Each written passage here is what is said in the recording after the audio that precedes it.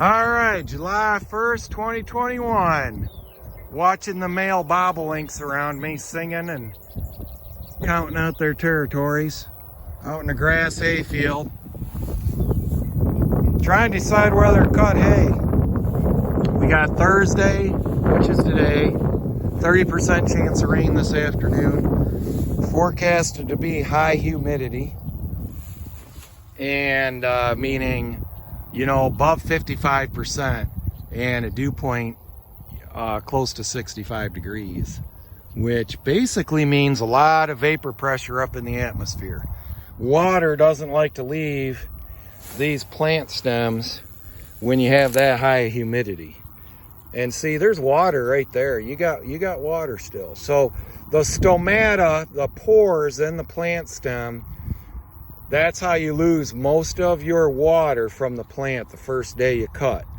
You go down from, the 90 or 80% moisture to that 60% moisture that first day.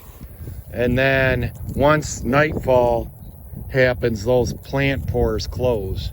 And they're not going to open the next day after that plant's been cut.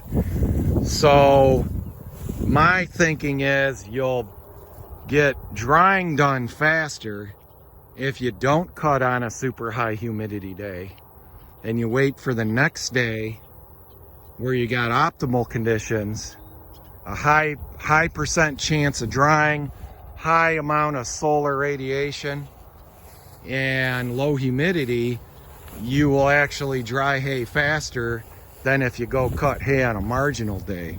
Because even with super high dew point and a lot of humidity today, and these fields still having water in them by midday here, they still got dew on them.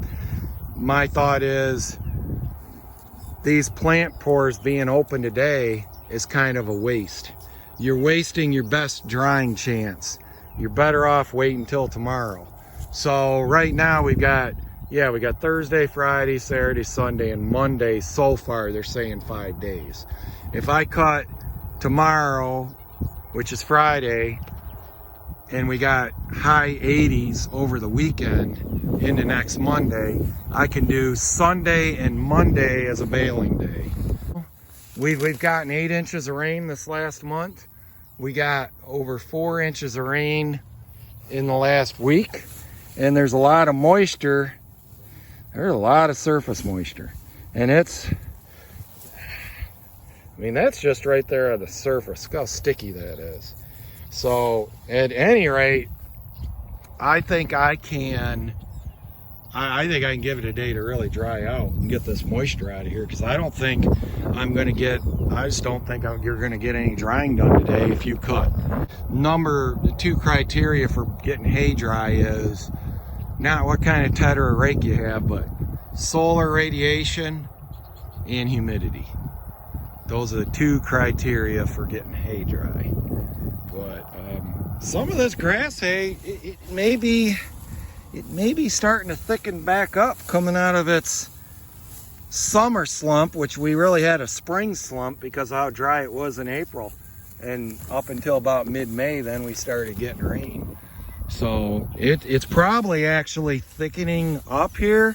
These basal leaves are growing, and it might actually end up thicker than what it looks like right now.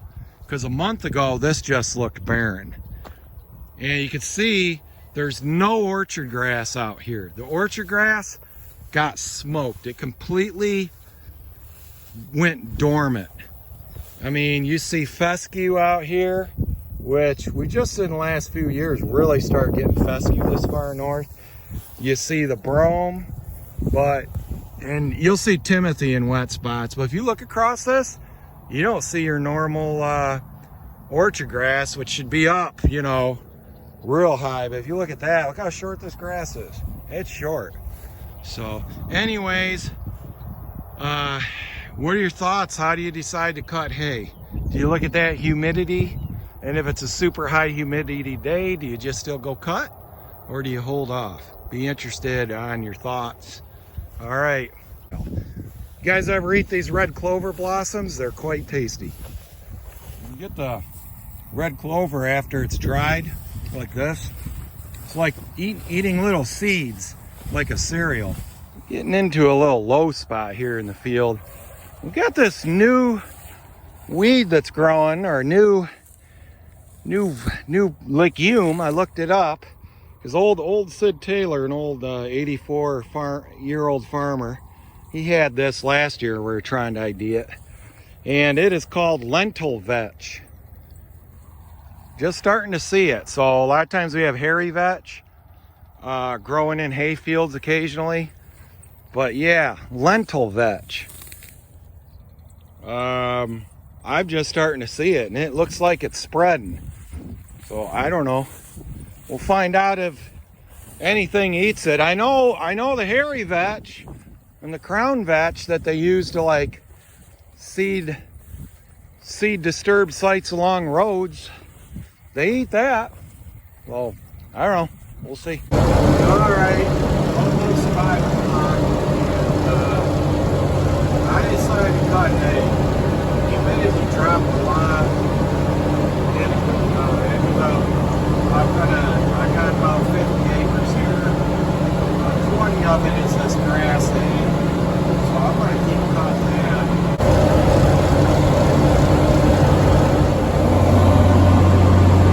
Them things over there, red and white cows. Oh, wow, maybe somebody chime in and tell me what them are. So this is where I think it really matters about those plant pores. You get into this thick, heavy alfalfa like this. This is just matted down, and look how heavy and nasty and wet it is under there. Yeah, so did get a little bit of drying done today, checking in my conditioning, and that stem is completely pretty much flattened right out. So my conditioning's working. Basically dropping the windrow as wide as the rollers are. I took these little baffles off on the back of that deflector shield that kind of divert the hay to come into the center a little bit. And I didn't know if I really needed them, if they were there because it would throw the hay into the rear tires or something. But you look at this grass, it's grass across the way. I still got about another 15 acres of this type of stuff to cut. And even though it's getting towards evening, I'm gonna go ahead and finish it up. And I think it's less important when you got mature grass hay that's much thinner to worry about the time of day of cutting. There were some baffles that mounted right here, and they would divert the hay from the corner of the rollers right to about here. So on each side, it tightened the windrow up a little bit. And I want it as wide as I can. You can see it's pretty much, well, I didn't just cut this, but, well, yeah, I did. See, it's all about the width of the rollers.